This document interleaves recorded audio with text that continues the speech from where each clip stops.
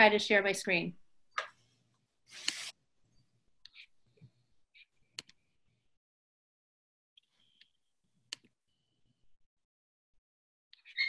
Oh, it still has my Zoom on my screen. Hold on.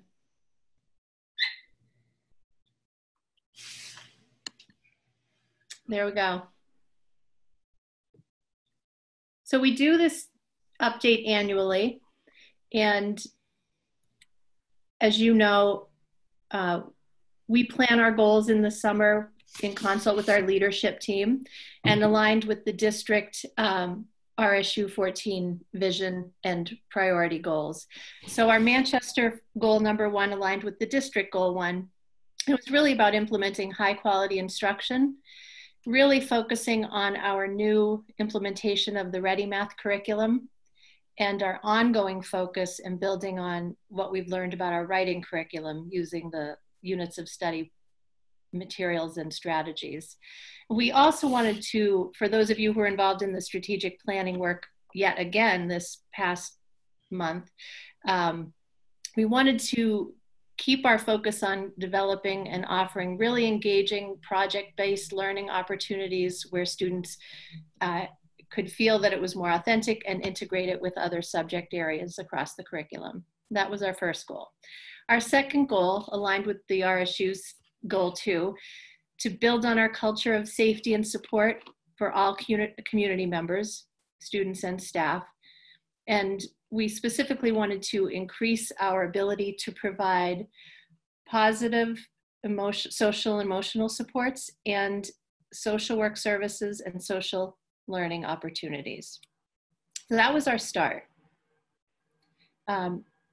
We dug right into that, all teachers, ed techs, support staff, and we have some areas that we wanted to recognize, things that really went well. Our teachers were super engaged in the learning of the math curriculum, using the resources, finding their way around, flipping how they taught previously, really focusing on student discourse. And we had a lot of support from our math coach. We had really effective professional development by the company that provides the materials to us, the Ready Math, on site, and a lot of collaboration among our teachers and PLCs. We did increase our access to individual and small group social work and social skills interventions. That has been wonderful this year. We're lucky to have it, and that's thanks to you for adding that resource. We looked at our data as we always do, and we identified an unacceptable increase in number of physical aggression incidents in the early fall. And so we made a highly focused school-wide effort through messaging, incentives, parent communication and meetings, and individual support plans and small groups interventions. And that has reduced significantly. Well, I can say, you know, in the past week, we've had 0 office referrals. So it's been great. No, it really did decrease. So that works. Individuals, including special education staff and us as administration, are becoming more familiar with the strategies, the language, and effective approaches based on social emotional learning and best practices. And we need to keep working on that. And then our MEA data, as Christine shared with you earlier this year, the test taken last spring but scored this fall, showed that even beginning to pilot some of the approaches in math, we showed growth in our math. We were above the state average in reading at both grade levels, and in math, we were above the state average at 4th grade level, but not 5th. 5th has been just a tougher nut as far as the discrepancy in the math data. So we had a wonderful year rolling along. And then, kind of surprising to us, the state of Maine went through a different process with the federal Department of Education to reevaluate and requalify schools in terms of how they support schools. And if you think way back to years ago, grading schools, A through F, a little bit of public humiliation involved, and that was No Child Left Behind kind of days. Now it's ESEA, and they just went through a reauthorization of how Maine can access their Title I funds. And in doing that, they came up with a different formula for how schools would qualify for additional supports. And we ended up qualifying for, it's called Tier 3 supports, so showing that we needed significant supports because of a couple data points. The gatekeeper data for us that really opened this door for us was attendance data. No subgroup of a school could have more than 10% chronic absenteeism of any subgroup. And we had one subgroup who had 11% of students who were missing 10% or more of their school days. That was students with social economic disadvantage. So because of that, that opened the gate for us to be in a Tier 1 support program. Our math proficiency data through the MEA, while it was above state average at or above for both grade levels, it was not, we did not meet the growth goals that the state had calculated for us, which we didn't really even know that much about at the time because we're the first year in this new system. And our literacy proficiency was also above the state average for both grade levels, and we met our state growth targets for all the subgroups except for students with disabilities. So it wasn't technically a qualifier for us, but because our proficiency did not meet the state proficiency growth targets, and honestly because we wanted to access some of the supports that Title I funds would provide for us to use in reading, we did choose to include it in our plan. We had about a month, maybe a month and a week to engage in a comprehensive needs assessment that evaluated, that we had to evaluate just about every facet of a high quality school before we could access this Tier 3 whole school Title I support and funds. And Janny was part of we had to include board member, community members, parents, all kinds of teachers, and we did a quick and wonderful job, I would say. A lot of help from our leadership team on that. We really got it done. It included all the things you see in bullet points there: demographics and data, our family, how we engage families and all our community partnerships, how we include students with disabilities, how we're culturally sensitive and respond to diversity, our student discipline, numbers included in that, numbers of suspensions and detentions and everything, our PBIS and restorative approaches, our student and staff attendance, and our staff experience and degree levels.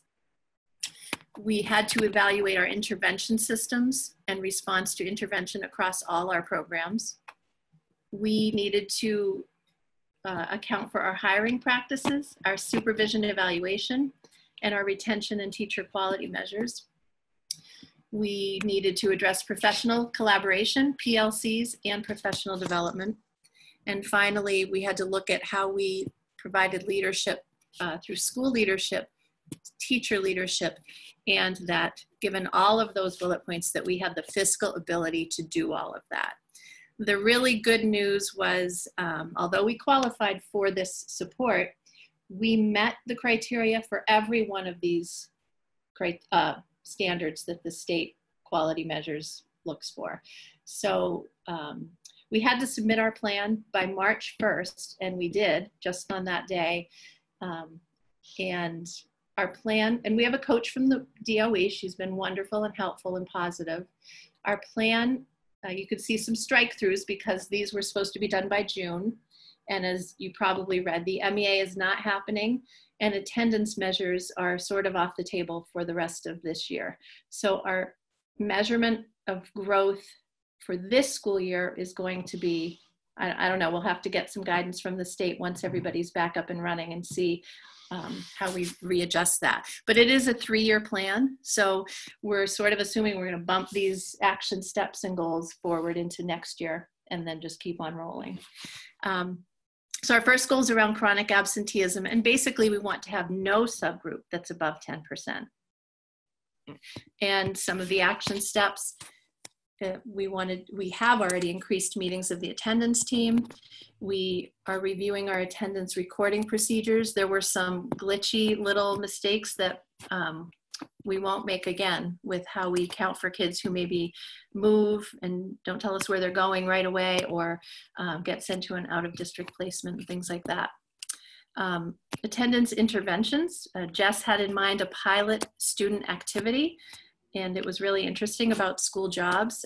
We will probably be putting that on hold till next year. We also wanted to meet with local law enforcement agencies to review resources in the community, to review our truancy practices, and get them on board supporting families at an earlier age. I know they're more active in that way, probably at high school. Goal 2 was increasing our mathematics proficiency. Again, the point value is off for this year, but the goal would continue. We really want to use our math coach to support implementation and especially pacing. How fast do we go? We want to stay right on board with the ready math, basically. That is what all these action steps basically say, is keep on keeping on with our ready math implementation. It certainly hasn't been long enough to judge in any way its effect, but we feel like it will be effective, and we want to stay the course. And goal 3, we want to continue to be stronger in literacy and see improvement in that score as well. And we have been exploring the use of iReady reading pathway. We've been exploring it a lot the past 2 weeks, so we'll have some interesting data if we get back to school to do those end of year tests. So it'll be really interesting. We want to review the efficacy and intervention data for all our small intervention groups, whether they're in classroom, getting small group differentiation, or in Title I or in special education. And we want to be sure we're promoting school-wide programs around literacy. For example, the Iditarod, we left in the middle of the Iditarod, but we kept it going through this closure to encourage students to read. So those were our 3 goals, and we will adjust the measures, but the plan priorities over 3 years, the things that we wanted to start right away, and some of them continuing through the 3 years, we wanted to engage, and this was by our coaches coaching. The money given to us to be spent by September is really money for our leadership team and supports professional development for us so we can lead our school through this growth model. So we had planned that. We wanted to partner with Great Schools Partnership for some leadership team and PLC coaching. We've reached out to them, and we will see if that gets approved through the state. We have signed up 11 of our staff members to attend the USM workshop with John Hattie and other international experts really in effective instructional strategies, and that would be wonderful if that gets approved for us. Once we are more versed in the most effective intervention strategies based on the most current research, which is what that workshop will help us do, we want to be more effective in rolling it out to all our PLC teams. With respect to attendance, we really want to work on increasing parent and family engagement. Some of the students that are hardest to change the attendance data on, it can be a family issue because our students are pretty young and not 100% responsible for getting themselves to school. So we really need to work on family engagement. And over the 3-year period, we want to implement these specific action steps as they'll be adjusted and adjust school-wide interventions. So we are increasing our capacity to really impact student achievement and attendance. So that was our plan. We heard in the past week or so, maybe a week and a half ago, that the state did accept our plan, and we're now considered a Title I school-wide program, and money is associated with that, but the rest seems to be on hold for now as far as adjustments and details going forward. So before the closure, we had some challenges. We have, of course, like everybody in a school and probably in a business, we have competing efforts for our limited capacity and time. just listing some of them, and there could probably be twice as many. We have writing, math, social emotional learning, technology standards, project-based learning, and our vision of more engaged learning, online learning, on and on and on. In elementary school, teachers have to plan for all subjects. That's a challenge. We are working to find the balance and the capacity as far as how we use our Wednesdays. The balance between PLCs doing unit development together and looking at data and offering professional development. And we really need to look at prioritizing that. I think we use them very, very well, but with some coaching, we may tweak our priorities. We have the challenge of IEP group sizes and the model required so that we can have appropriate instruction of literacy, math, and writing and social skills for kids who need more help. And you hear from Lisa Garno all the time, the challenge is increasing there. We had, and I don't know if this will change with the economy, but we had a real challenge this year getting substitutes. So that challenged our professional development capacity. And left us with Wednesdays, which we're very fortunate to have.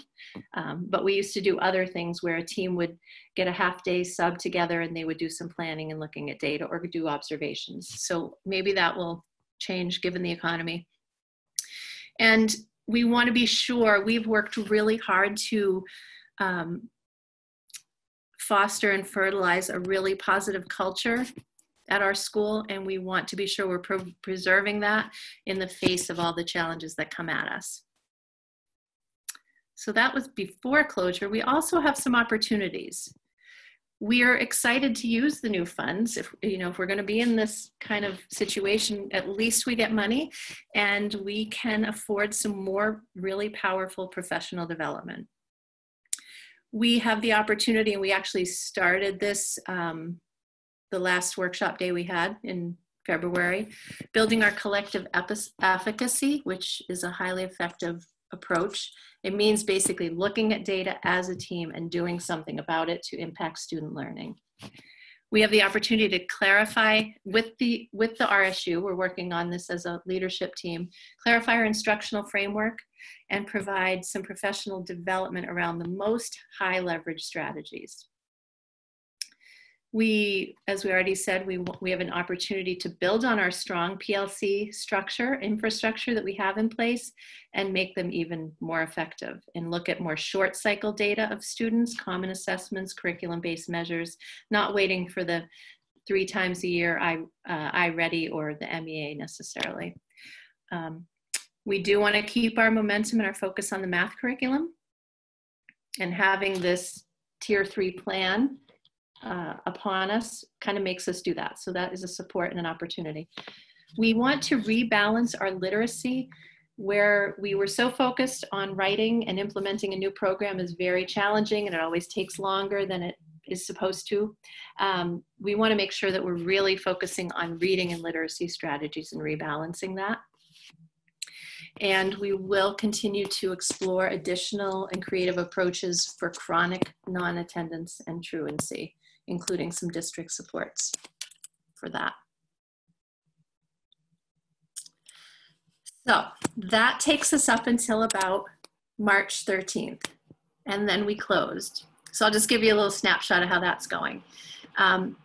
As you know, we transitioned for about 2 weeks of closure with more of a focus on connecting with students, making sure they were connecting with their teacher and feeling supported. We were really busy, as I'm sure you were, with Chris and the leadership team, planning with department ed guidance, what would our plan be going forward as the closure extended, and widely communicating that plan to everyone in a calm and reassuring, hopefully a calm and reassuring manner. In that period of time, we are all learning new technologies. All our teachers and all of us, Google Classroom, Google Meets, Google Hangout, Zoom has been pretty popular and pretty easy to use, fortunately. Teachers are working tirelessly to roll out online instruction opportunities for students.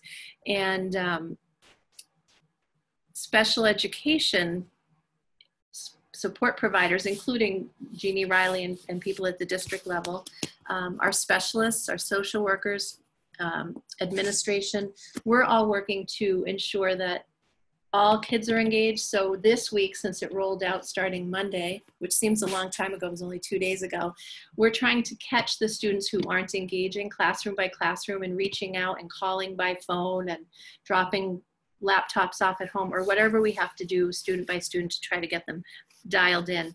And we will see how that goes. But so far, I think it's going amazingly well, and a lot of positive feedback from those I've heard from.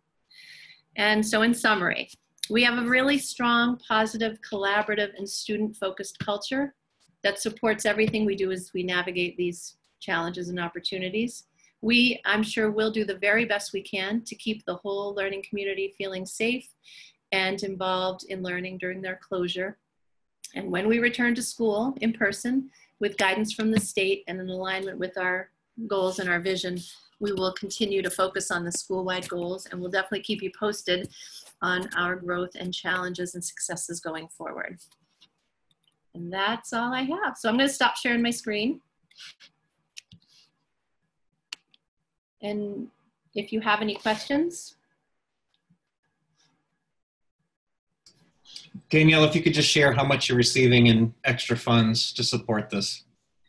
This year, we have access to $20,000 that needs to be spent by September.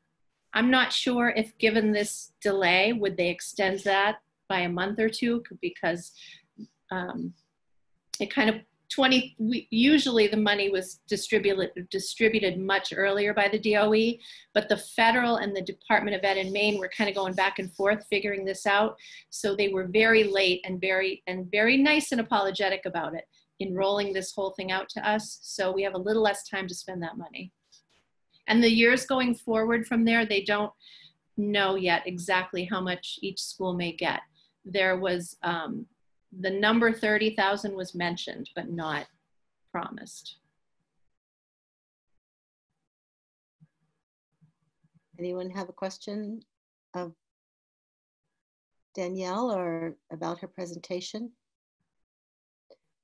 It was terrific as usual. So I guess not. Oh, Kate. I'm just curious, because it seemed like such a specific and small reason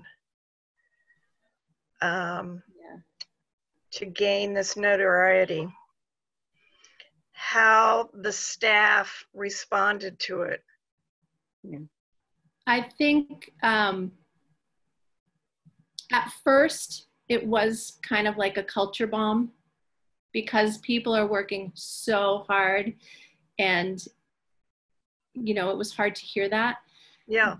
I think we have such a large leadership team, so every little PLC of 3 has a membership on our leadership team.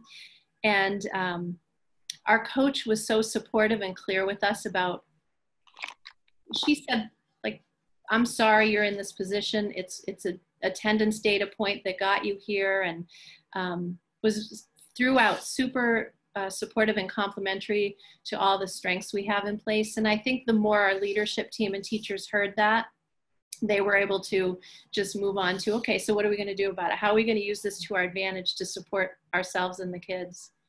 It was a little bumpy at first, because at the same time we were doing other things, looking at our MEA data and ourselves. So it was just a little bit of that crunch in timing, but I think we moved past it. Good, because there's a lot on your all's plate, and then this just seemed like it was one more big chunk kind of thrown your way.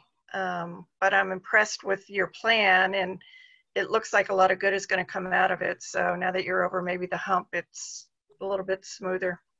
So thank you for the efforts. It's impressive. Thanks. I think we were pretty smart. We always try to align our focus areas with the district focus areas. So in this way, in this case, we did this. We knew math would be a focus. It just aligned. So it doesn't, we really were working hard when we did our action steps to in some ways, write things that we were already committed to doing, in specific to the math and reading programs. And with the attendance, that was sort of, that was the thing that challenged our thinking about, wow, what are we going to try to do about this? So we're really working hard on getting creative there. Thank you. Christina? Do you have any students that you have not been able to touch base with since school has been not physically in session? We do have a couple, and we're taking account of it, and Jess could speak to this. She's helping us not only with our attendance guru while we're in school, but while we're at home in school. We said by today, if we had, since Monday to today was active learning, if we hadn't heard from a student, we would begin to call their contact numbers in Infinite Campus, maybe call relatives or even older brothers and sisters. So we've begun to put some of that into place. I don't know, Jess, if you have any specific numbers. I don't have a number off the top of my head. That's okay. It's not a lot, though. Yeah, I don't have a specific number either, but I've been in close contact with a lot of the teachers, and they're really good about reaching out to Danielle, Crystal, and myself if they have a concern.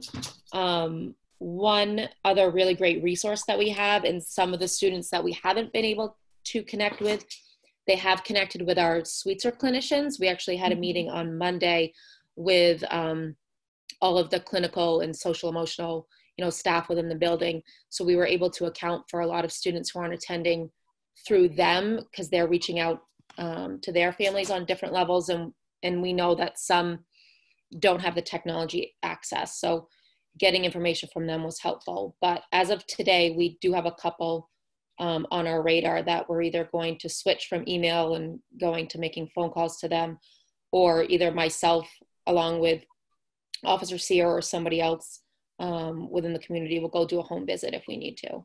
We're ready to do that if we have to, for sure. Okay. Thank you. Yeah, of course. Pete? Danielle, thank you for the presentation. I thought it was great. It's very, very thorough, and I appreciate that. When you were talking, at one point you mentioned staff attendance, and then that was followed up a little later on with the challenge of finding substitutes. Is staff attendance an area of concern for you? I don't have the norms as far as what the state looks at for benchmarks or norms in that. They did have us track staff non-attendance for illness and staff non-attendance for other reasons like professional development, committee work, and those kind of things. But they didn't present a percentage that was deemed, healthy and strong attendance. For the most part, I don't think we have a staff attendance problem at all. I think sometimes you have little babies at home, and one year maybe 2 of your little babies get sick 3 times. We have that happen to people, but and that's just life. But I think overall, and Janie, you could probably attest to this, it is harder for teachers to make a sub-plan than just to come to school. Yeah. So overall, I'd say we don't have a huge issue with staff attendance. If COVID-19 wasn't an issue, I think that people come to school almost regardless. Because if I can just add to that, though, too, Pete, this is Crystal, the assistant principal.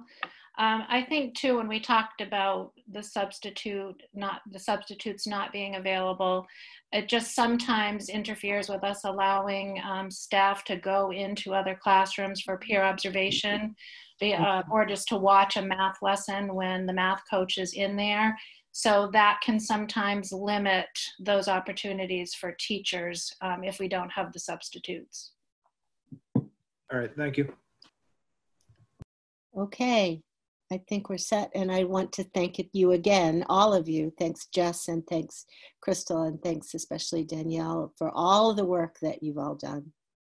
Well, thank you all for your constant support. Thanks, Janie, for being part of our team.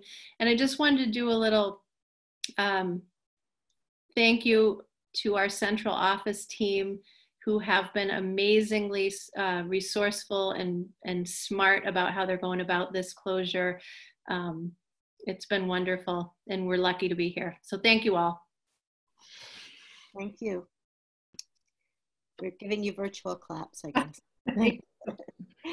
Okay, now Mr. Howell will present the RSU 14 Continuity of Learning Plan. Thank you all. I'm going to spend a few minutes on this tonight. And for school board members, I had a chance to put in your packets the end of last week a continuity of learning plan. And part of it is also what we've used this plan for, and Christine and I have had a chance to kind of talk through it, is that one, we want to memorialize what we've done over the past 3 weeks to kind of keep track of all the documents that have been created and things that are happening and planning and ideas that we have, so that we have an opportunity to do that. In addition, the Maine Department of Education has asked each district to develop a continuity of learning plan, to be able to share that with their communities, share that with their school board. And what they would like to see is that for RSU 14 and all other districts to go ahead and submit their plan to their communities, to their board. And so a chance for you, the board, tonight to look at ours and to ask some questions. And then eventually to have you then vote to approve the plan. And what they're looking for is for us to send a copy of the minutes to say that you approve the plan. And once that's done, then the department will waive the days that we've lost for the extended school closure and not require districts such as RSU 14 to make those days up. And so had the chance to, over the past couple weeks, not only participate with superintendents from Cumberland County and just kind of talk about plans and problem solve with each other, but also now Friday afternoons meeting with superintendent president heads from each of the regions across the state. So there's 11 superintendents regions attending those meetings as well and getting an idea of what's happening statewide. And I think what RSU 14 and what we're trying to accomplish to continue things provides a good balance, not only for our students, but also for our staff members who are just as much a victim of this closure and are trying to juggle family things while also trying to keep their job going at home with keeping their classrooms going. So just want to share a few bullet points tonight, and I'm going to go ahead and share my desktop. And let's try this.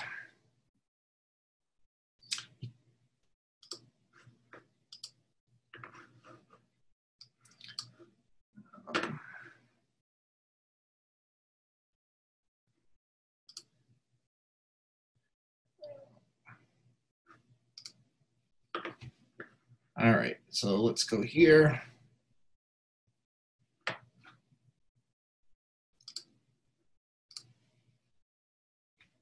And just talk again a little bit through our plan. So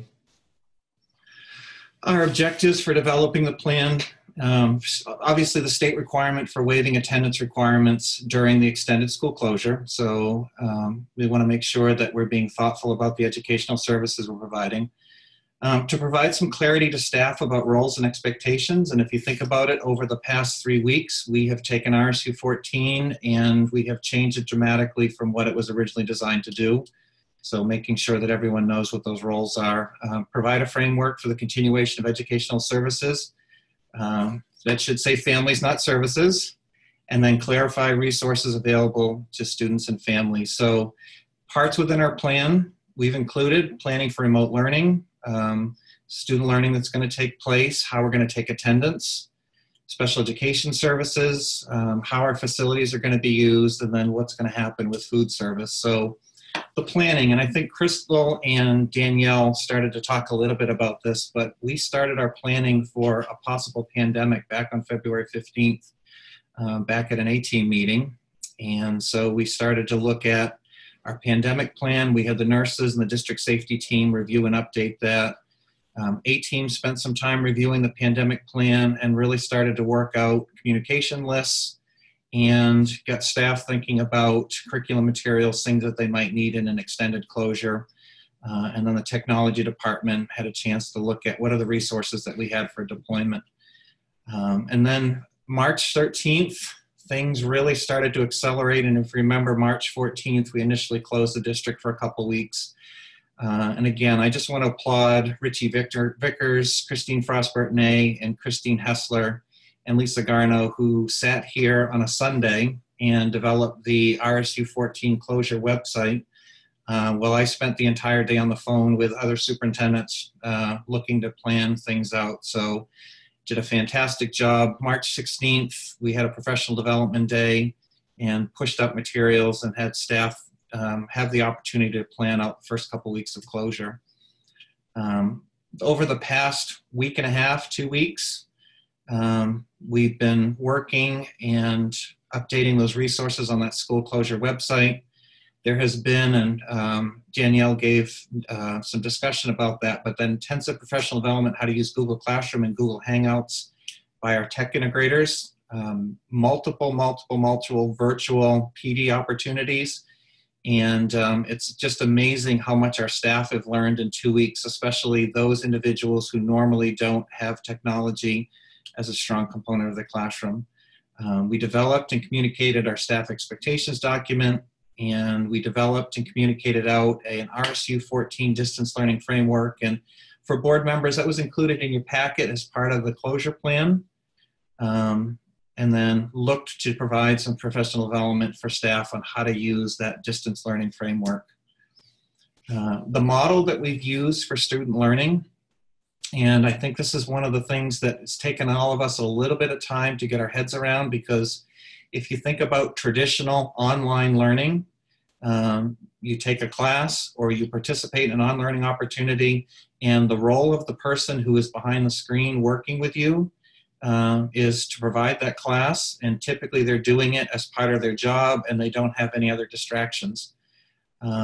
We, as I mentioned in my beginning part, we have staff members and families that have been just as much victims or hit by the pandemic crisis that we're in as our students' families. And so we have individuals that are not only trying to juggle their own personal families while also conducting education, but then we also have families who are working to juggle multiple students at home who are doing multiple things. And so trying to make all these things happen in an environment that we know is going to be successful. So we've developed kind of a blend of asynchronous, which means things that can be done at any time during the day, and then synchronous opportunities where kids can physically go in, either meet with their class or meet with a teacher one-on-one and be able to have those opportunities. We've been using an online platform, Seesaw at the younger grades, and Google Classroom to post assignments for students that went out this week. Teachers have been holding office hours during which time they can be contacted. And we've heavily relied on our devices. And Wyndham Primary School alone, I think we have close to 200 devices that are out that have been signed out by families. I think at Manchester School, most of the devices, or majority of the devices in 4th and 5th grade have been signed out. RES, I think we're up to 70 or 80 devices that have been shared out and that families are using. We are very fortunate as a district, the investment the board has made over the years to have some of these things that we can lend to families.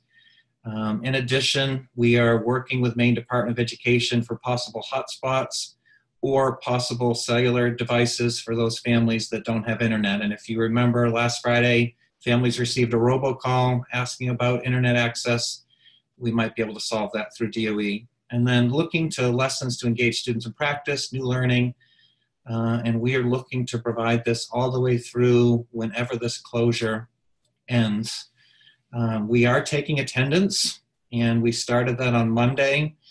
And our attendance is based on student engagement. And this is a pretty common model across districts in the state. So if a parent or student's responding to an email, students engaging in a lesson or an online prompt, or someone attends a virtual meeting with classmates, or they're submitting things, that student is considered present for the day. And attendance this week has actually been pretty good. We've been between 90 and 95% for student attendance with students engaging. And we're using that attendance data to then look to find which students that we really need to make connections with because they've gone missing. We've also had a couple cases of parents and families that have moved, and they've run into difficulties because the district that they're trying to move into isn't actually open to accept their transfer. And so it's created some new challenges that none of us would have foresaw with that happening.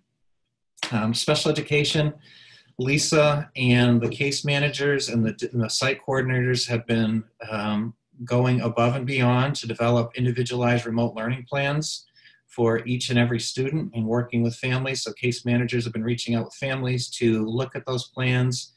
I think we had our first virtual IEP on Monday from Manchester School.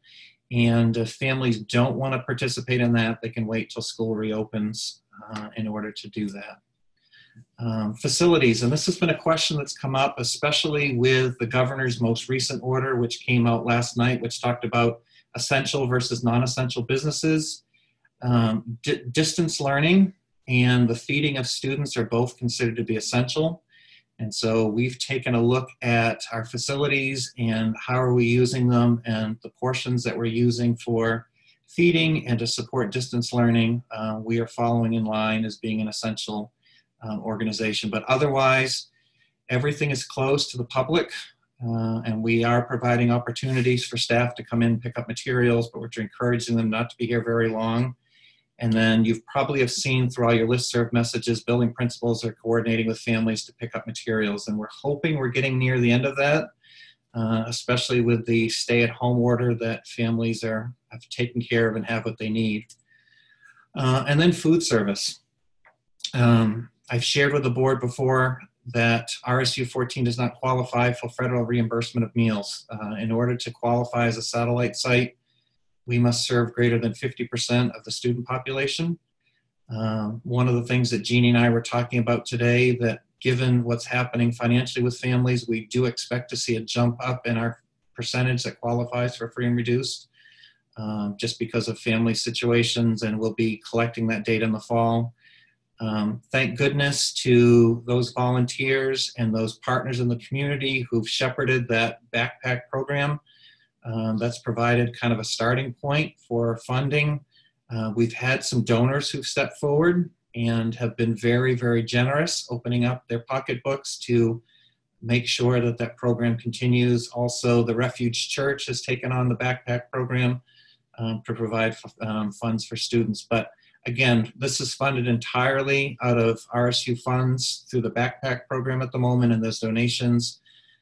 We are not receiving any sort of funds at this moment to support that. So Tuesday and Friday afternoons at Raymond Elementary and Wyndham Middle School, we have meals and packages that are available to families. Christine, if I remember correctly, we have close to 100 in Wyndham and 40 in Raymond. Does that sound about right? So we were getting close to 30 in Raymond, and I believe around 90 in Wyndham for Tuesday, which was a significant increase. Friday tends to be the more frequented day. And Christine and Julie Young worked to create a book bus for this most recent delivery. And so packets of books that were some of our Reading Street materials that had been packed away in some closets and things that are providing some opportunities for families to supplement with some books and resources. The other thing I think the public, it's good for them to know, is that students can access meal sites in other districts, so they can go to SAD 15 or they can go to Westbrook for feeding. And so those are some of the components of our plan. The full plan will be posted to our website. It's also been shared with the board. I'm going to go ahead and unshare my desktop. The other news as related to closure, which I learned from Commissioner Macon this past week, is that there will be some district stimulus funds that are coming as part of the $2 trillion stimulus package. We don't know the exact amount, and we don't know what the strings are or what the elements are that we need to spend. But we're hoping that some of the costs that we have associated with closure, that we'll be able to backfill that with some of the, for to help us out with some of the lost revenues associated with that. For the program, it's costing the district roughly $4,000 a week to feed families. In addition, Jeannie Riley and Christine Frostbert-Nay worked this week on a $50,000 grant that may also help to kind of backfill and supplement and refill some of those backpack funds. So a lot going on with that. And I just want to say again, thank you to all of our teachers and support staff or administrators for being very, very thoughtful about how they're developing this plan, how they're supporting families, but then also how they're also thinking about, for the administrators and professional staff and support staff, how they can support each other through this, through some professional opportunities. So I will be asking for you as a board to take a look at this over this next week and to then have you vote for an approval so that we can then submit that to the Department of Education and have our days waived. Mrs. Briggs? Given the previous discussion about attendance that Danielle, can you talk a little bit about, I know you're taking attendance, and what does that mean? I mean, does that affect funding, or is that just protocol?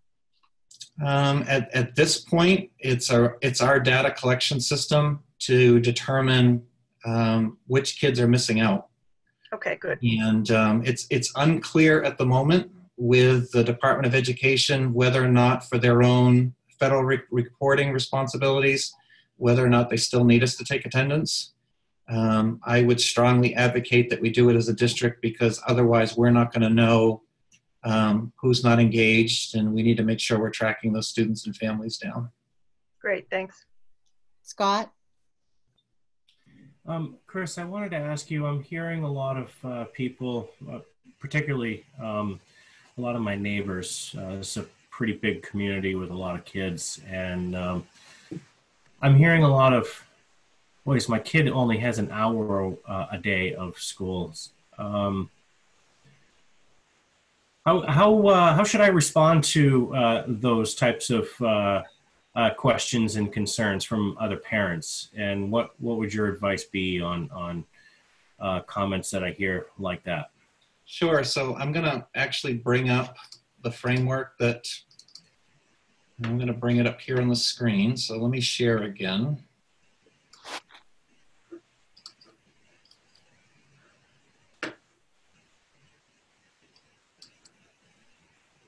All right, I'm going to move you guys over there.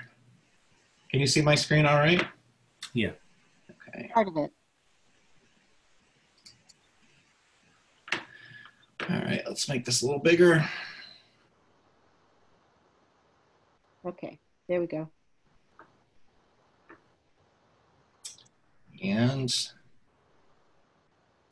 so, Scott, I'm going to give you a long answer to your short question. Okay. Which is here's Wyndham Middle School, here's Jordan's Small Middle School. Was it middle level that you were talking about, or was it elementary?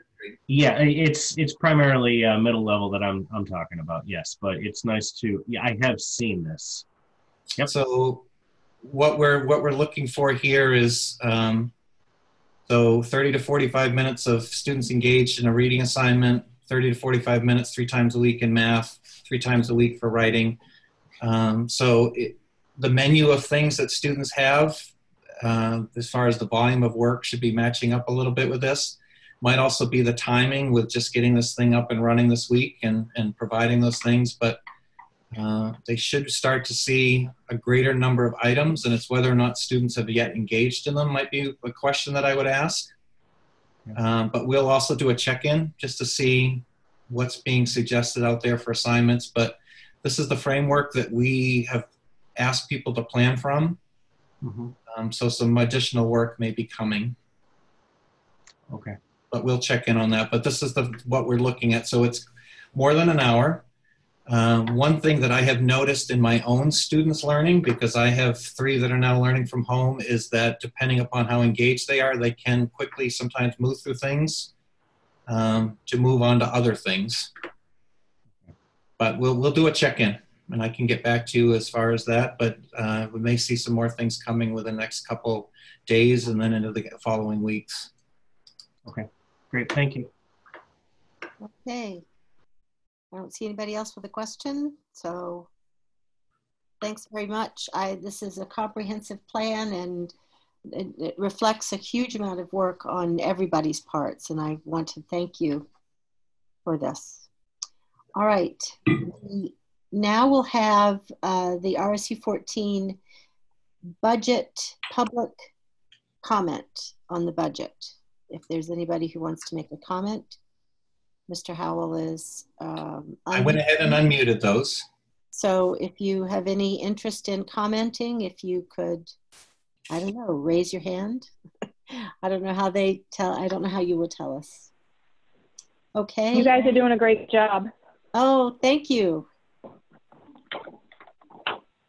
That's a good thing to hear. It's just me, it's Christine. I'm just listening in, so. Well, good. And thank you for doing such a wonderful job. Oh, you're welcome, anytime. You guys are rock stars. We're gonna get through it.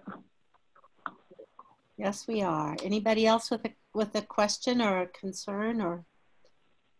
Okay, Mr. Howell, did you have anything to add on the budget, or are we moving right ahead to our discussion? I actually have a couple things that I'd like to add. And I'm glad that I'm actually at my desk tonight, because I've got all sorts of papers that are strewn out, which I normally would not have had at the council chambers when we had that. So a few things have happened with the budget since I had a chance to present and all of you to go through your cost centers.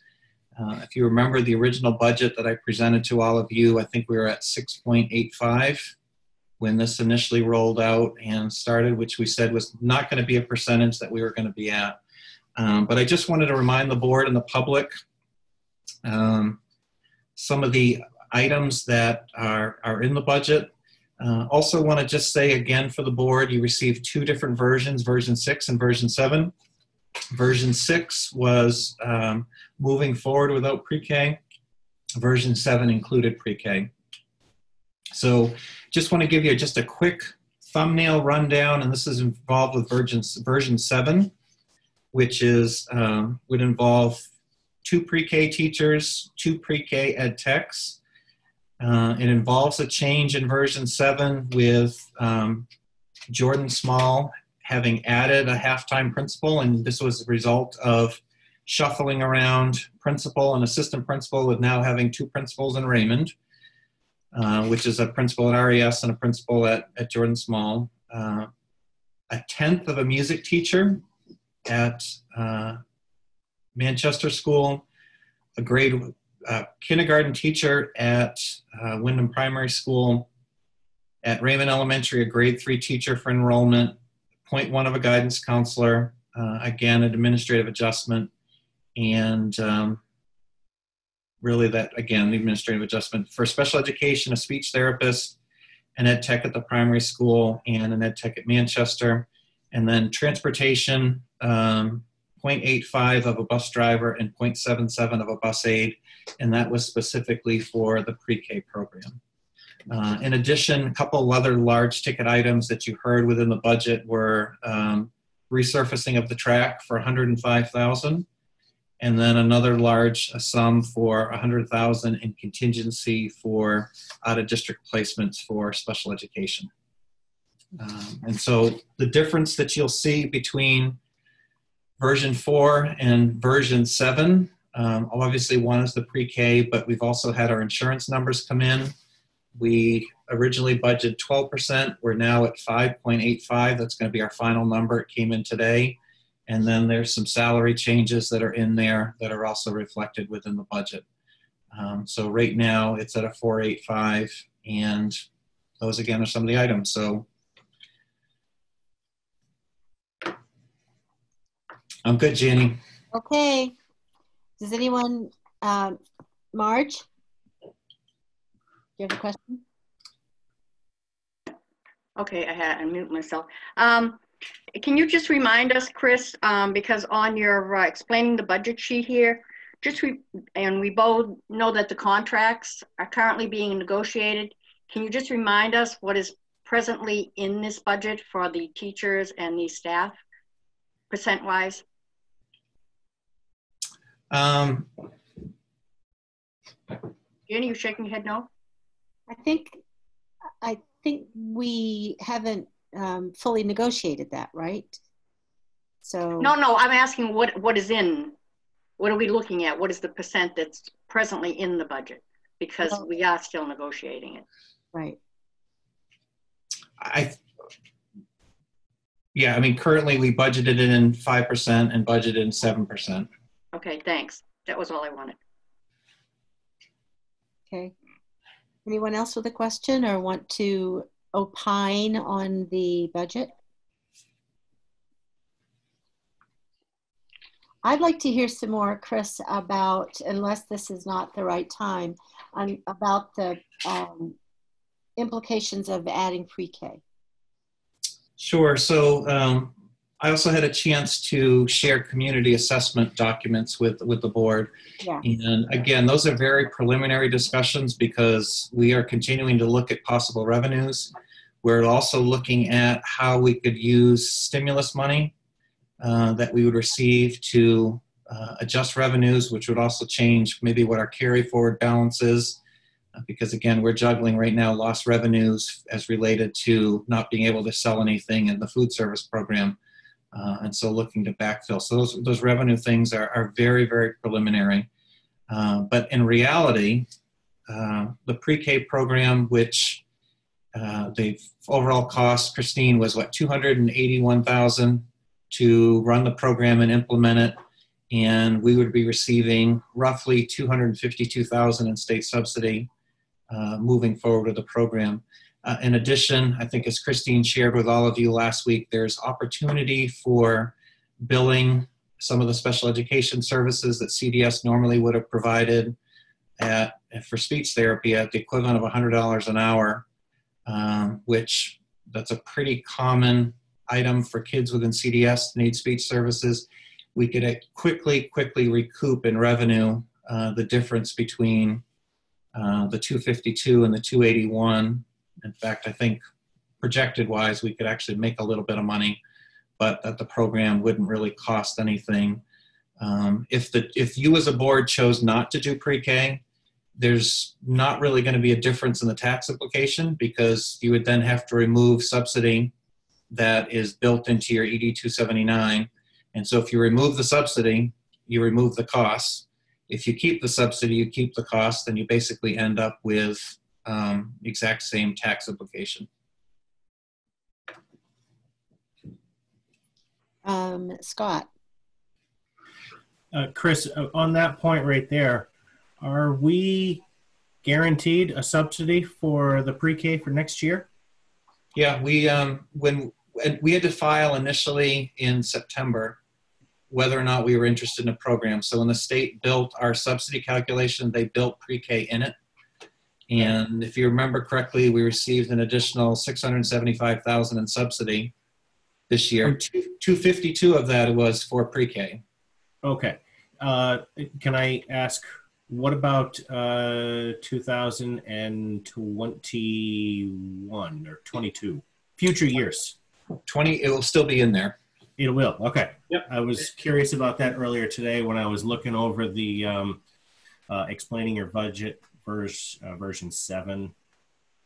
So I was really kind of curious for future years, if we voted on this, are we guaranteed it for future years to come? Yeah, and something a little different for those of you who are on the board in, I think it was 15, 16, last time when pre-K was reviewed, it was up to districts to put the money up front, and then you would have received it the next year after. The state changed their model and instead said, you know what, we're going to front load you the money so that you receive it initially right off, and then it just becomes a whole lot easier. You don't receive that kind of a ding to start with. Christina? Assuming that we're able to bill enough to CDS that this program isn't really costing us anything, I guess I phrased that wrong, but anyway, my understanding is when the budget is finalized and goes out to the voters, what they're seeing is just the top number and none of our revenues, right? They wouldn't see that we're getting this money back. So is that a concern that this is going to raise the percentage that shows up on the ballot, even though that's not necessarily reflective of what our towns are going to pay? The overall percentage of the budget, yes, it does raise the overall percentage. And I think when we do our public budget hearing, we're going to have to be very, very clear with people that even though this percentage is raising it for the pre-K, but it's not impacting the tax. It doesn't have a tax implication to do that. So we need to be clear. When people go to the ballot box, whenever that is, we're still unsure when that might happen. They'll just see yes or no. Do they want to approve the budget or not approve the budget? Okay, I haven't been to one of these budget meetings. Sorry. Are they usually well attended? Say that again. Are the budget meetings usually well attended such that most of the voters will have that information? No. Okay. No. Go ahead. How many did we have last year? Do you remember? 40? Maybe. It's usually one person per million. So 48. Yeah. I think that was counting us too. Yeah. Well, we can vote. Okay, let's see. Marge was next. Chris, I'm just curious though, in the follow-on years, if the number of students, and we had the space to put them, and our pre-K got larger than 2 classrooms, would the money that we'd be getting from the state also go up, or would it remain the money that is there now? It would continue. They would be considered within our numbers, and we would go up. And I think in this latest one, it's about $7,400 roughly per student that we're receiving, plus additional money for economically disadvantaged, and then technology, professional development, and other items. So we would continue to see that as those numbers go. Okay, great. Thanks.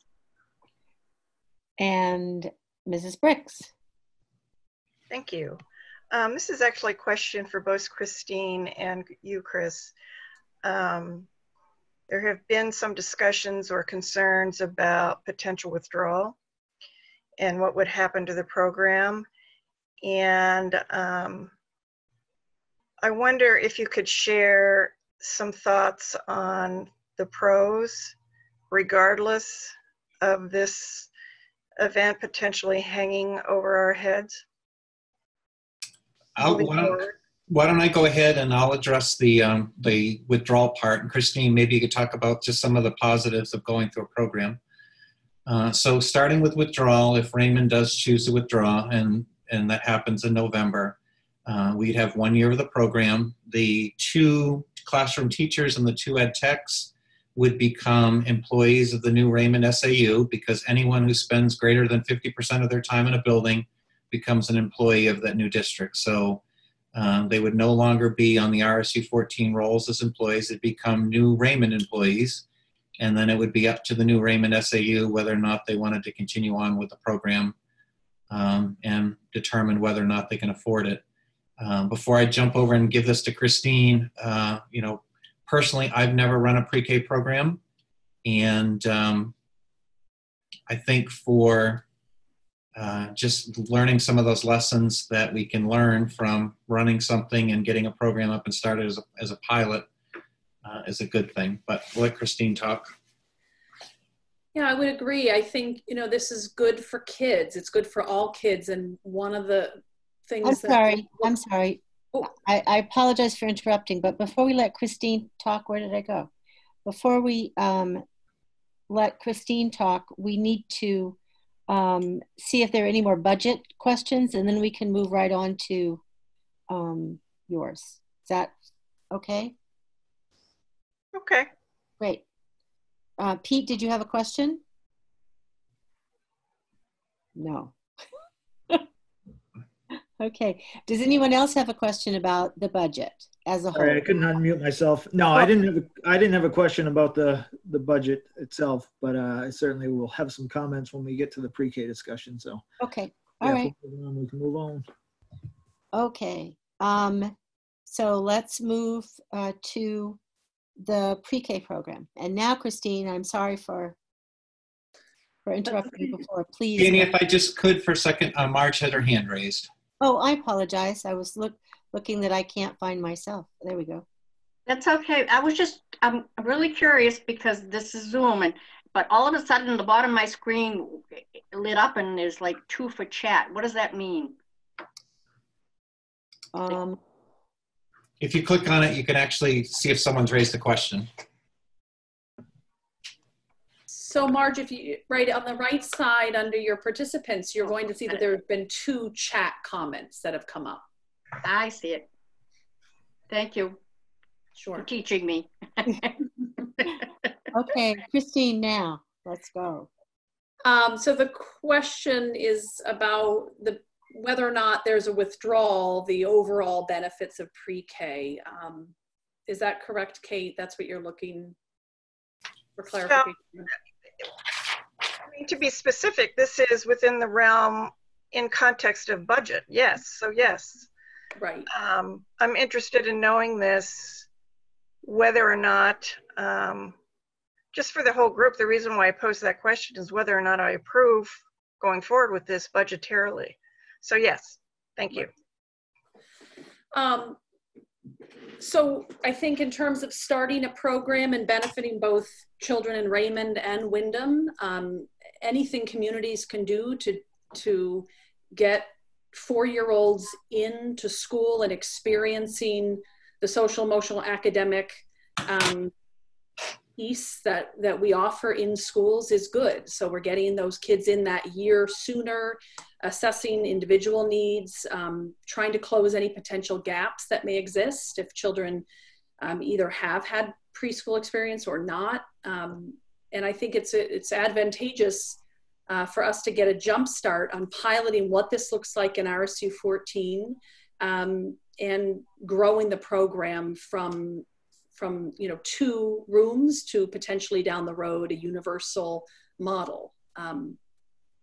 As far as the research, currently the state of Maine has looked, they have a research-based design to the curriculum that we would be looking to use to implement. Boston has the data that we could look at in terms of the longevity and the impact on students who participated in the Boston public pre-K model as compared to those who have not. Their data is quite impressive, which is what prompted the state of Maine to partner with Boston to develop a program that would be appropriate for Maine children, but learn from the years of work they've done in our neighboring state of Massachusetts. So we can certainly delve in deeper to looking at the academic, social, emotional benefits if there are questions around that. Thank you.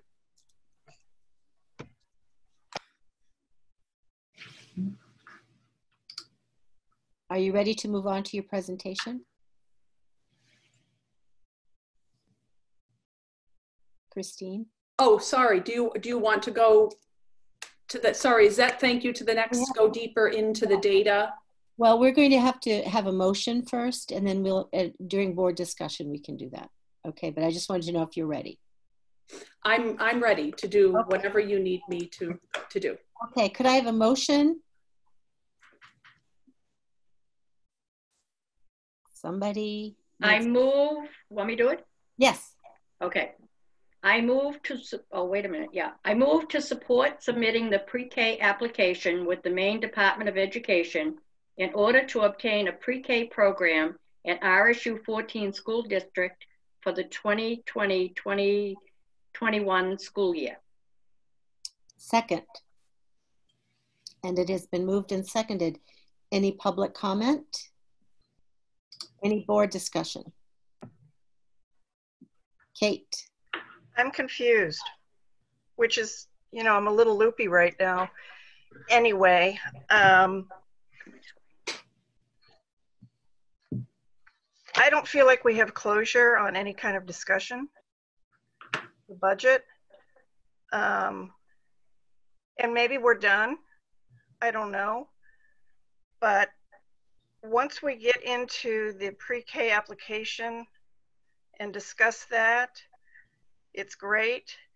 But when I go back to budget discussion, I haven't heard really any comments about, can we live with this?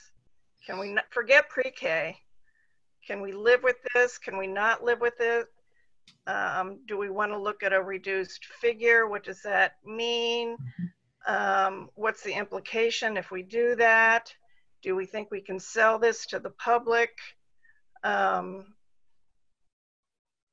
maybe, you know, I'm not playing with the full deck over here, which probably not.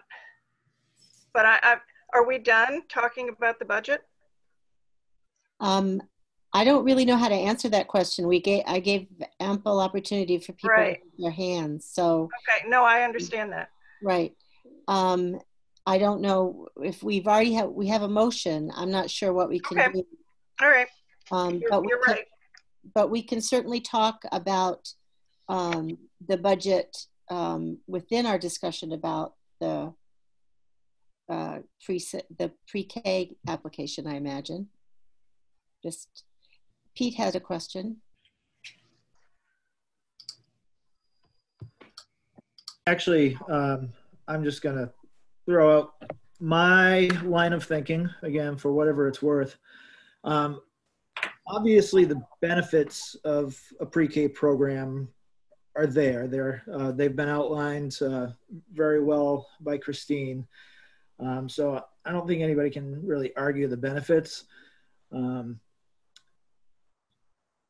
But the timing of adding this program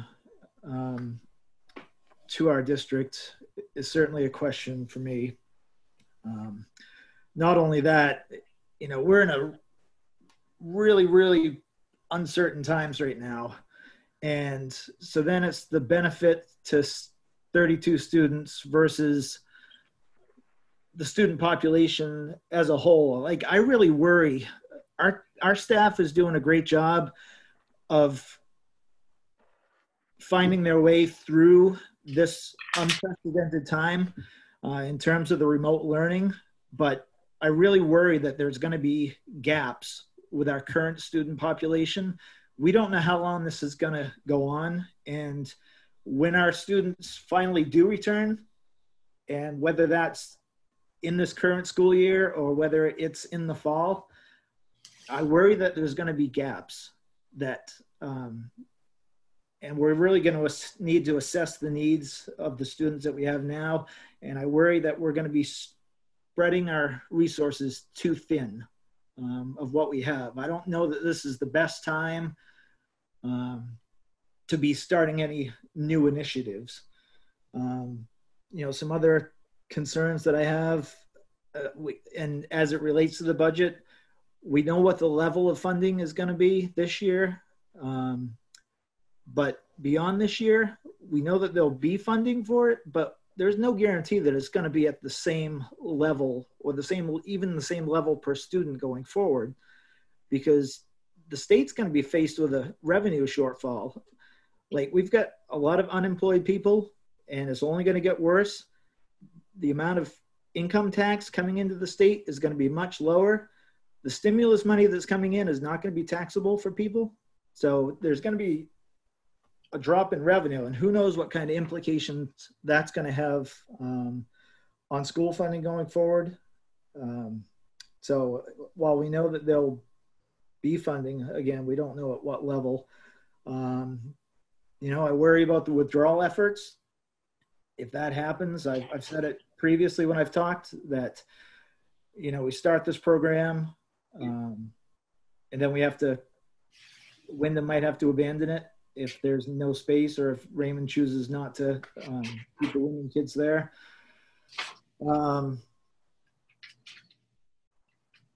Yeah, there's the staffing needs. We're adding 2 teachers. We're adding 2 ed techs. If substitutes in the district are already a problem, you know, we're incrementally increasing the need for substitutes if we're adding more positions. And I don't know what's going to happen. I don't feel comfortable moving forward too without having the public meeting that you know, I don't know when we'd be able to schedule one of those given the current circumstances. So I think in all that jumbled talk that those are basically my points. Thank you, Marge. Chris, could you tell us, first, referring back to the budget piece of it with this, because how we vote on this would depend on whether, I guess, we're looking at version 6 or version 7, because one has the pre-K, one doesn't. So can you tell us the difference of the impact of one over the other? Just that piece first, and I have another piece. So if you just overall budget percentage, you're looking at 282 divided by 485. You're looking at 0.6% on the budget is what it increases on the expense side. On the revenue side, you have revenue to offset. Oh, okay. I think, to me, well, this is a me statement, you know, and I think that's a small expense for the benefit that we get from it. I go back to when we went from half-day kindergarten to full-day kindergarten, and that, of course, was a bigger expense than this, a much bigger expense. And I think that the students of both districts have benefited greatly from that. So I would be in favor of this pre-K, but my next question is, if we took a yes vote on this right now, would we be obligated to implement this? I mean, could we change our mind before we went to the public vote?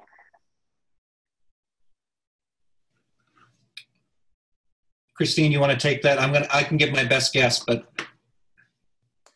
So Mark, so could you repeat that? So would we be obligated if you say, yes, you'd like to move forward with the application? Right. Are we then obligated, or do we have more time? Right.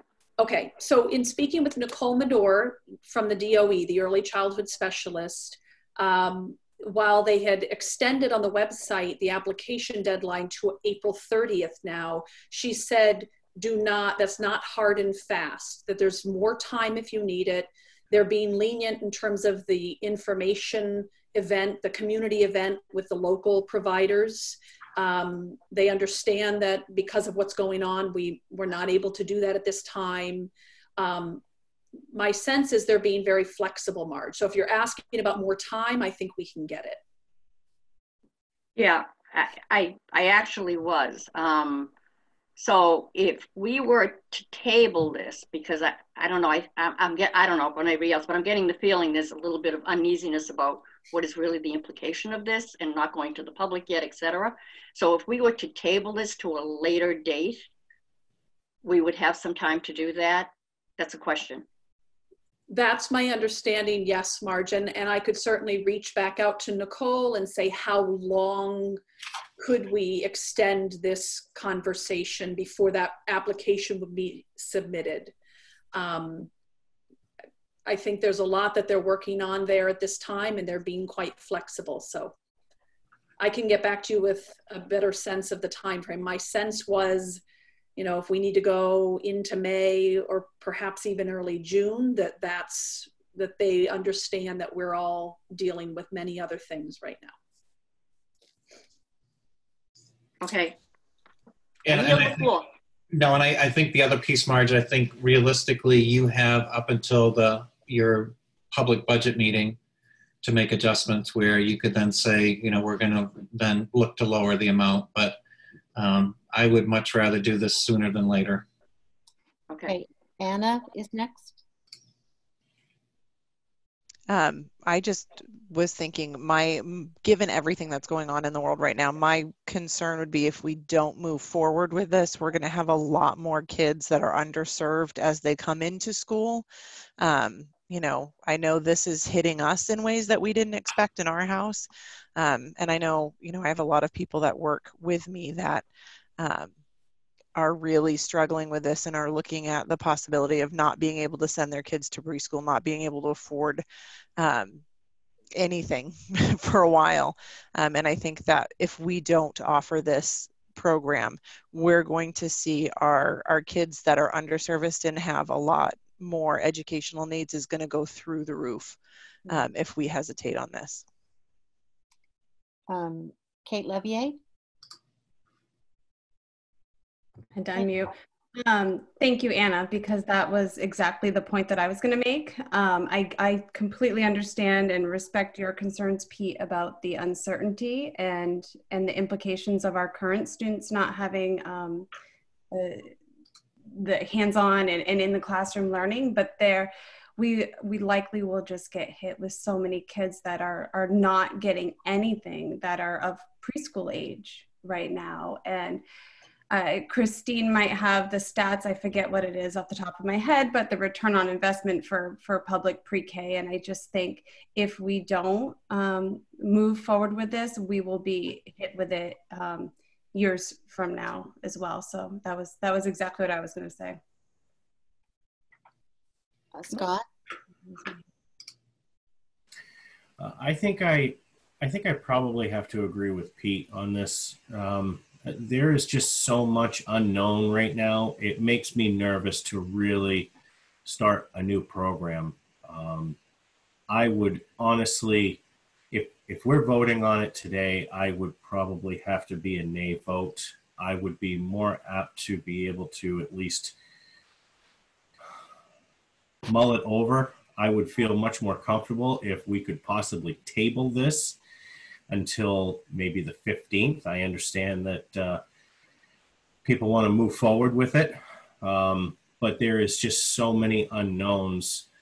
I'm a no as of right now, but if we were to table it, we will at least be 2 weeks ahead of where we are right now, and we might have a little bit more information than we do.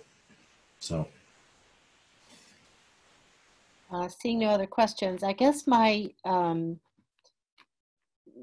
my question is, what are we going to know more? You know, what information are we going to have if we wait? And my preference would be to get it. I'm going to vote yes because of what Kate and Anna said, but because I've been working with this in my head for quite a while, and I know how important this program could be. And I think that we should, if we're getting this money and coming back to us from the state, if this program is going to be such a little cost, all the learning that we have, even if there is withdrawal, all the learning that we have will be shared, will be known by the committee. But bringing it to Wyndham. So I think it is something I would like us to pursue. Christina. Thanks. Just to clarify, I think Marge, you asked the question, if we voted yes tonight to move forward, there's still a chance that further down the line, we're going to have some wiggle room because we're kind of in this unprecedented situation that we might be able to pull back and not implement it. Is that correct, Christine? Was that the consensus? I was interpreting Marge's question more about, do we have more time to make a determination? And so the DOE response to that, Nicole Medor said they're flexible with that pre-K application submission deadline. Okay. I think we have more time to submit our intent to move forward with a pre-K program. Once we submit that application, we are saying we are moving forward with the development of a program. So we have time to make that decision. Does that help? Okay. Yes, but once we've made that decision, we have to do it. We're moving forward with, posting for positions and starting to examine the curriculum and purchase, getting resources ready. Right, that submission gets the ball rolling on many different pieces to be ready for a fall open. Kate, Kate Bricks, did you have your hand raised? Oh, I'm so muddled here. I'm sorry, folks. The motion is to submit the pre-K application, to follow up with Christina, right? So if we don't do it, if we, as Marge suggests, table it, just for our own comfort or whatever, you're saying that we can, at the latest, the end of April. Right now they've moved the deadline to April 30th, but Nicole, I specifically asked, is that hard and fast? And she said they will be flexible and work with us. I did not say how long can we delay the decision to submit the application. Right. So, but I guess what I'm sorry, people, I'm just, I want to be clear that when we submit this application, we are committed for a pre-K program. Is that correct? Correct, Kate. Okay. And so I'm kind of with Janie. I don't know, does anyone, Chris or Christine, do you anticipate any other new information that would change what we have before us regarding funding, blah, blah, blah? No. Not at all. The only information that I have in front of us, Kate, that would be, and it would be difficult for everything in the budget, would be that if we continue to be in a state of emergency by the governor's office and we're not allowed to hold a public budget meeting in May, if that's the case, we have all sorts of other issues that we would be facing with being able to even pass a budget for next year going forward. So I think that's the one piece of uncertainty that's in my head. But eventually, when a budget would be passed, then subsidy would become available. I guess for me, hearing Kate L. and who was the other person? Anna's thoughts, and Janie as well. And in relation to what you have to say, Pete, about the long-term repercussions of this, which I agree, I think the fix for this situation isn't going to be a year globally, just economically, educationally, or whatever. I think, you know, nobody has a crystal ball, but this is pretty big. And as I reflect on the comments that my colleagues, I love saying that, have just said, not only is it going to impact students for next year, but probably for several years beyond. And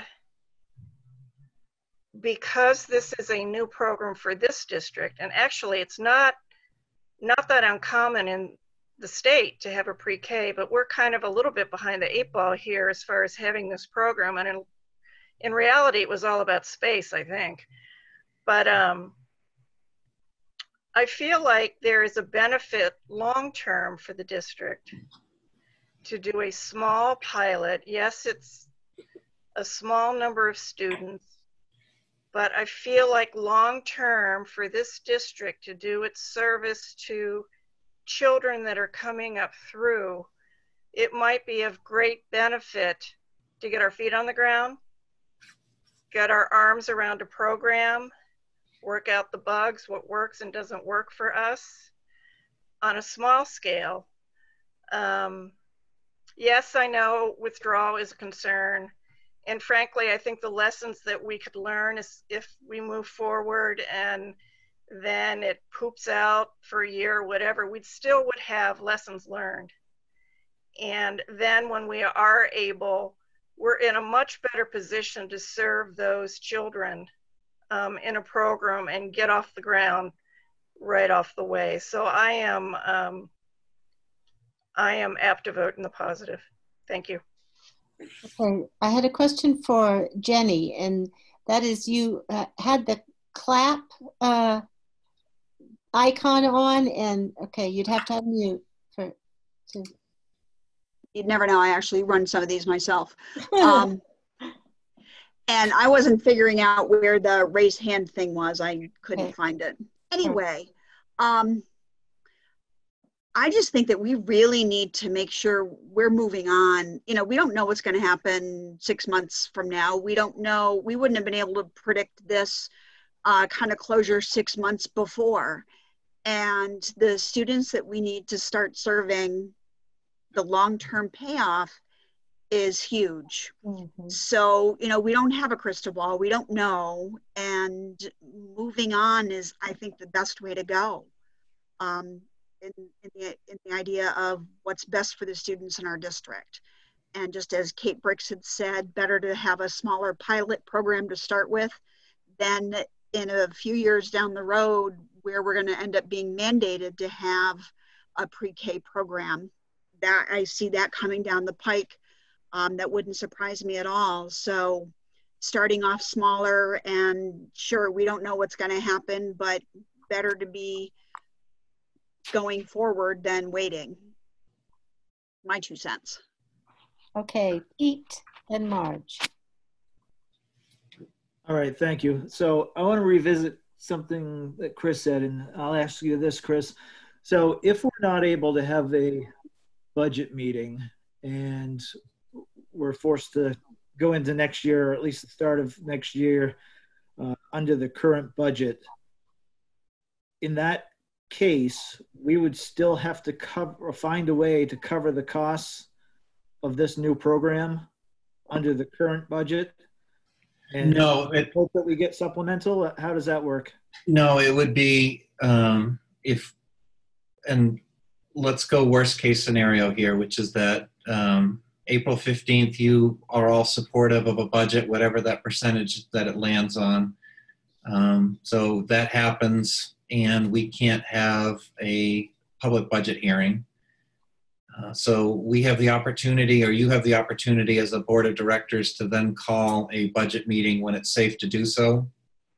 And let's say that you can't get that done prior to July 1, then what would happen is that we would revert back to this current year budget. We'd start the year off, and then the amount of time that it then takes for us to then call an election, and you have the authority as an RSU board to call your own election. You don't necessarily have to go along with a town timeline. But when you can call election would be then where a new budget is passed. But in the meantime, it would be my recommendation that we not do any sort of hiring until we get a budget established.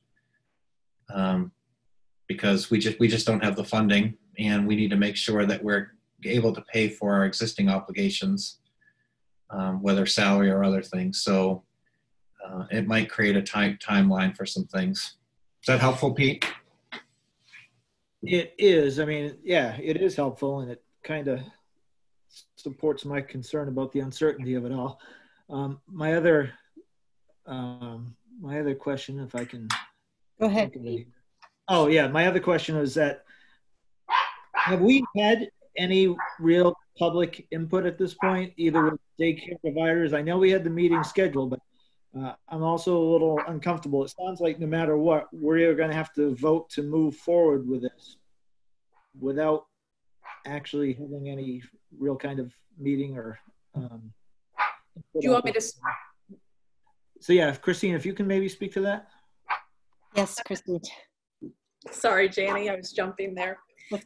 I'm happy to speak to that. So my understanding, Pete, is the district needs to demonstrate that they're working to provide information to the community about the potential program development. You're not necessarily gaining input other than is there a need expressed out in the community? We know that there has been an expressed need. Every year, the numbers have grown from what I understand from folks here at Central Office, with people calling and inquiring about a pre-K program. Do you have one? I've moved from a district.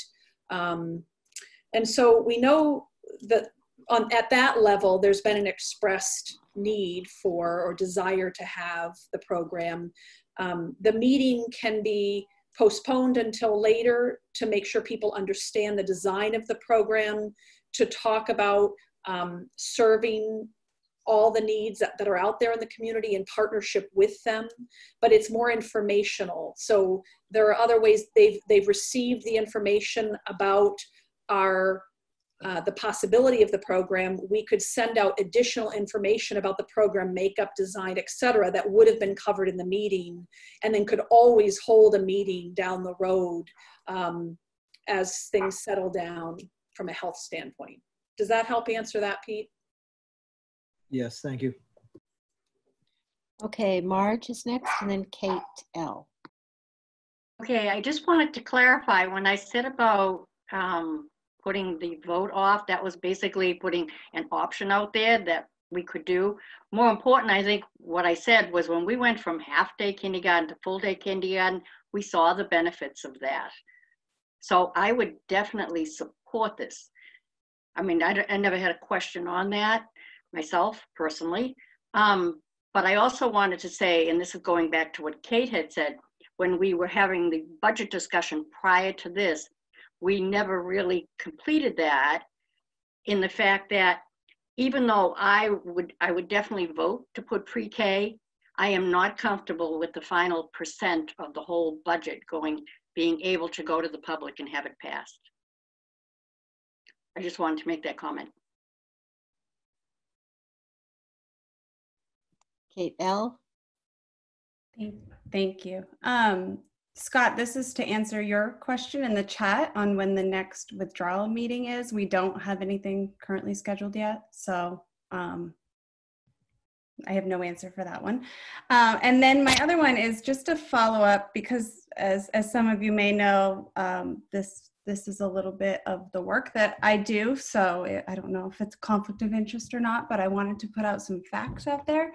But we are somewhat behind the 8 ball with having public pre-K in our district. There's 78% of the districts in the state already have some sort of public pre-K in place. So Kate, just to follow up on what you said, yeah, we are behind the 8 ball. And I think we really do need to move forward with this, because universal pre-K is not far behind this. I mean, the legislature just passed $4 million to support public pre-K in their emergency supplemental budget that they passed right before they adjourned because of COVID-19. So if they were willing to put that money in there now, with everything, with the uncertainty that's going on, universal pre-K is not far behind. So I think we really need to move forward with this small pilot, because I don't want us to be caught on our heels when some sort of universal pre-K comes. Anybody else have a question? Are we comfortable in voting now? Okay. So all those in favor of the motion, please wait for the roll call. Mr. Howell?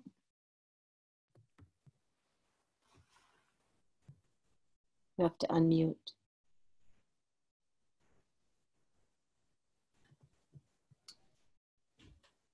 Sorry.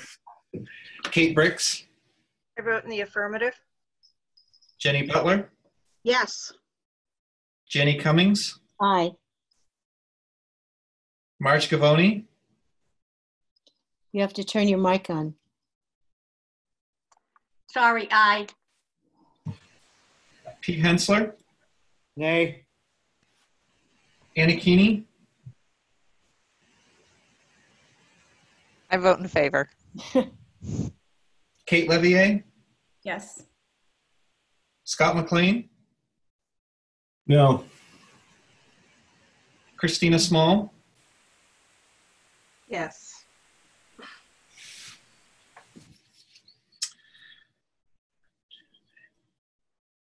It's 7 yeses and 2 nos. The motion passes. Okay, could I have a motion about the report of the secretary?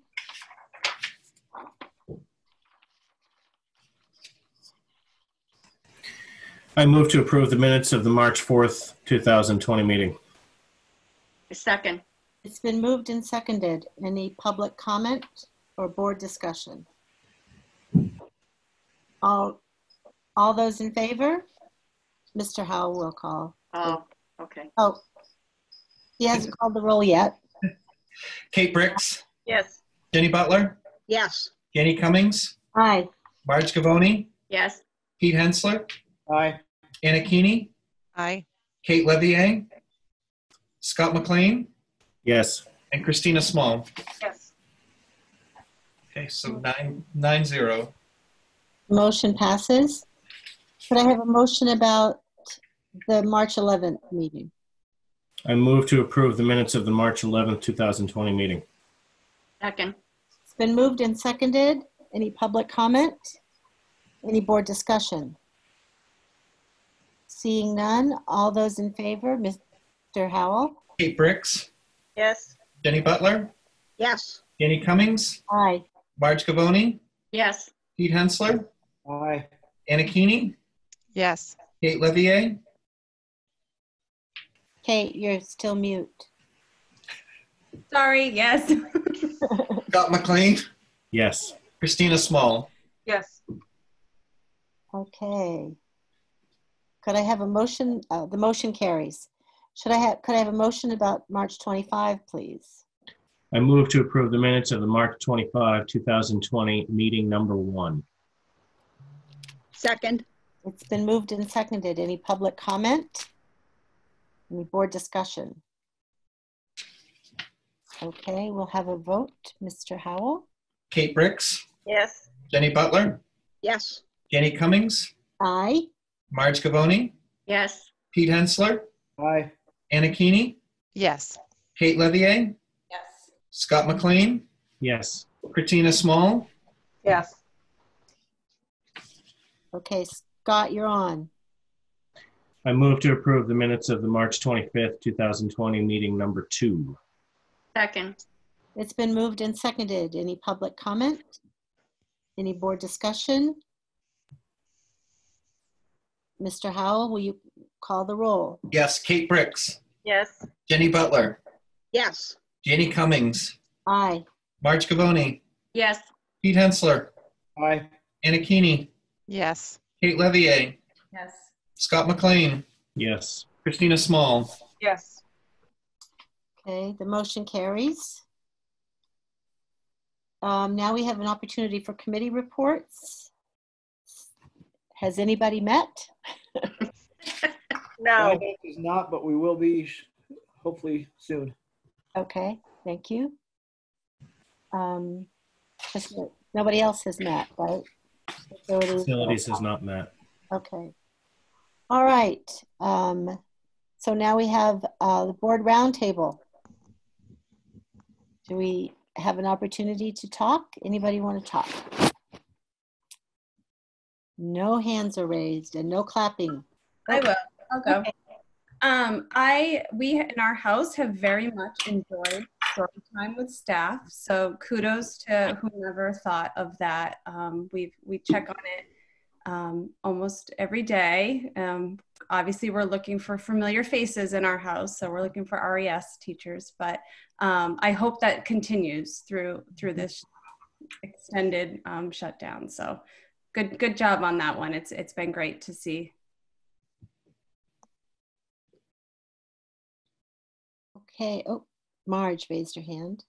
Actually, I would like to ask Molly, because she's the only one sitting here who's using our the great system going on, how she feels it's working.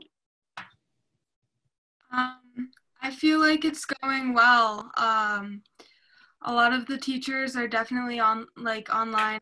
Everything's out now, which is really nice, and everything's just going very smoothly. So on behalf of the students, I would also just like to thank everybody who's been working really hard to get us online. I know we appreciate it, so good job on all your hard work. Thanks, Molly. I'm sure everybody would be glad to hear that. And thanks, Marge, for the good question. Okay, if we're ready, we'll have the superintendent's report now. Sure. Just a couple things I want to highlight tonight. And I think one of all to start, and it started in the discussion, which is budget. Because this is, everyone has either used uncharted territory, new ground for us, pick whatever you want to pick for the phrase that's being used, but this is truly uncharted territory when it comes to the passages of budgets. If you read Maine statute, most of Maine statute's dedicated towards a traditional New England style town meeting and a town meeting process that requires people to be face to face. And honestly, it's a miracle, the fact that we're even being allowed right now to have a board meeting via an electronic means like this, because up until about 3 weeks ago, this wouldn't even been allowed in statute for this to happen. So the legislature was very, very thoughtful in allowing for emergency legislation for this type of meeting to happen. What it did not allow to happen, though, is the second step of your budget process, which is once you approve a budget, to then go to a public budget meeting. And so currently right now, there is nothing that provides for us to go to an electronic format for the approval of all the different cost centers. And then also for the approval, and think about the secret ballot for the amount that's over EPS. There's nothing right now in statute that allows for that. And so a couple of things are happening. The commissioner has heard from a number of superintendents and has asked for her to approach the governor and to look at possible emergency legislation that would either change the format of the public budget meeting or allow for that budget meeting, to that step, to be skipped this year and to go directly from boards being able to approve budgets to the voters. Whether or not that happens is kind of up in the air. Had a lengthy phone discussion today with Bill Stockmeyer, and Bill, you know him because he's moderated many of our public budget meetings and also has been working with RSU 14 with Withdrawal. It was almost like I was sitting in a law class today with Bill, because he was philosophizing.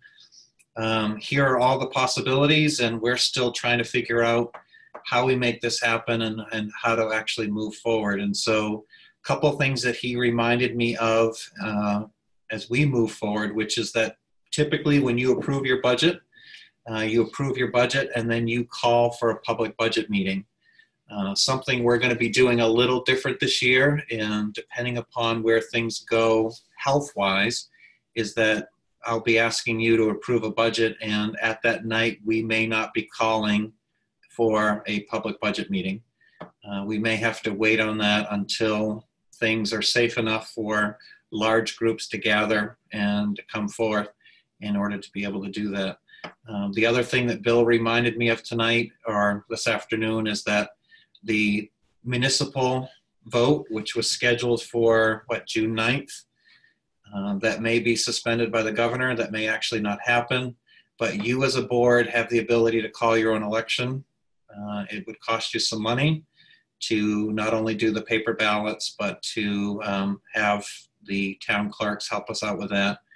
But it may be something that we need to do in the future. So there is a bit of a go forward with that. So again, this is brand new, uncharted territory for everybody. Every other district in the state of Maine is under the exact same thing. So even if they go to a city council, they may or may not be able to go and do their vote. So definitely some challenging times this year with our budget. And I appreciate some of the thoughtfulness in the conversation tonight, understanding that that's where we're at. So that's one component. The second component, and just, again, I just want to throw out a thank you for all of the RSU 14 staff who have taken this challenge on. And Molly, it was nice to hear your comments about some of the things that staff have done. And I'm sorry, the dog just got me laughing. I hope his name is Marmaduke. That's Maya. Sorry about that. It just makes for the best board meeting. But again, some of the students, we feel for you, and we definitely know that kids are missing out on things. We are now at a phase where we're starting to pre-plan events. So possibility of what happens with a graduation postponement, what happens with end of the year activity postponements, what might that possibly look like if we're asked to stay out of school for a longer period than we thought. So again, students, Molly, we're thinking about you and we want to make sure that we have some closure. And one of the things that I shared with our administrators, I guess that was yesterday when we had our last A-team meeting, which is one of my biggest worry from the school year is that we can't come back and we don't have any means of closure for our students with their teachers and their classrooms, that we then create this empty void that's going to last into next year. And so even if it's for a couple days, I would love to see our students back in session again, so that they can connect with their peers, that they can have those goodbyes with their teacher, provide that closure. And then the other side, which is the business side of me, is that we have all sorts of technology that's out in the community that will need to be prepared for next year, and making sure that that comes in a timely manner so that we can get school up and running. So again, we're thinking about those next pieces. And again, if the possibility of a longer closure happens beyond now the May 4th date, which has been set by the governor, how do we then exist in that world? Okay, thank you. That's a lot. Christina.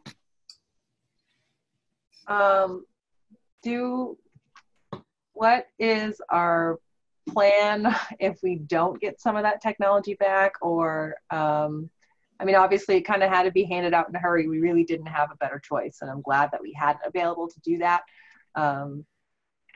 Is there insurance to cover if they don't return? I mean, what would that look like, I guess? So we do know where all the technology is. It's all been signed out. We know which families have what technology. As a building principal, and sometimes we would have students who wouldn't turn in materials at the end of the year. We would make sure that we caught up with them at the very beginning of the next year to retrieve those materials. The other thing that we used to use at Wyndham High School is that we wouldn't issue a new piece of technology to a student until we got that old piece of technology back, those other parts. At the elementary level, we just have to trust our community that they're going to return those items. And for our seniors, to make sure that we have the technology back before you as a board then grant them their diplomas. But I think part of this is we need to trust. Okay. Thank you. Kate Bricks. You have to Oh, I thought that was another finger. Oh my goodness. Some few inklings that I've been hearing is what happens if we don't come back? And do students then move along to the next grade? I know it's early times. How do you answer those questions if they've missed March, April, May, part of June? I know we're providing education, but obviously it's not the same. How do you answer those questions? So I'll first of all start with what we've missed. And so one fortunate thing of what we've missed is we've missed MEA testing, which for the month of March and for the days in March that we would have had was one of the biggest schedule disruptions that we had. So that component, at least that part is gone now. We don't have to worry about that. So that would have contributed already. As far as students moving forward, we're still looking to provide education moving forward and still looking to provide those skills. I think what we're going to end up having to do, though, is in the fall, we're probably going to have to revisit some skills depending upon how long that we're out. I did hear today from one of the superintendents, she got one of the great April Fool's jokes, which is that someone sent to her that the entire state of Massachusetts was holding every kid back for whatever grade that they were in, and we're going to have them repeat it, which I thought was a very talented April Fool's. Oh, wow, yes. But I think what teachers are doing, and there's going to be an article, I believe, in this week's Lake Region Weekly from some of our classroom teachers and some of the things that they've been doing. Instead of worrying about every single indicator that they would have been teaching, they're then taking everything up to the standard level making sure that those standards are being taught and that students have experiences in them moving forward. So again, staff are doing their best. We may not get every single piece of instruction in that we normally would have had, but we're going to do our best to continue to move students forward. And I guess that's the best answer, Kate, because at this point, we don't know if we're going to be out for another 4 weeks, so we don't know if we're going to be out the rest of the school year. Anna? I know I'm not an educator or professional in the school world by any means, but one thing as a mom that I have witnessed and that's been really, really reassuring to me is this sort of sense of community that's come about, that we're all going to be in that same place in the fall. If worst case scenario, we don't go back to school, we're all not going back to school together. All of our kids are doing it together. Our teachers are doing it together, and we're going to figure it out together. So it's not like, you know, half of us are going to be so far ahead and half of us are going to be way behind. It's a very weird but good sense of community that we're all doing this together and we're all experiencing the same thing. So I know as a mom looking at everybody I have in my house that's not in school. I have a 4th grader, I have a 7th grader, and I have a senior in high school. So we're missing a lot of stuff, and that's been really reassuring, is this sense that we're all going to be in the same situation and we'll figure it all out together, whether that be in May or whether it be in September. I think the other piece of good news, which I'll share, and this is for kids who are taking advanced placement exams, is that the AP is changing the format, or the College Board is changing the format this year for AP exams, and they're going to allow kids to take them at home in a different format, so that those students who could then potentially earn college credit through that will still have that opportunity. And I think what I read was that they had polled students, and 91% of students across the nation wanted to move forward with it. So I'm happy that opportunity, as a parent of a senior. Okay. Okay, could I have a motion to go into executive session then? Mrs. Brooks, were you going to do that motion, or do you want me to? When you're on mute. There you go. I move to enter into executive session, discuss RSU 14 contract negotiations with the RSU 14 Board of Directors pursuant to 1 MRSA 40560. And not return. And not to return, thank you. Not return to regular session. Second. It's been moved and seconded. All those in favor? Kate Briggs? Yes. Jenny Butler? Yes. Jenny Cummings? Aye. Marge Gavoni? Yes. Pete Hensler? Aye. Anna Keeney? Yes. Kate Levier? Yes. Scott McLean? Yes. And Christina Small. Yes. Okay, Molly, we'll see you later. Bye, Take Molly. care. Thank you Bye, for coming. Thanks for being here. And just remind the board members that the executive session is password protected. Right. Got it. Thanks. Right. So. What's the password?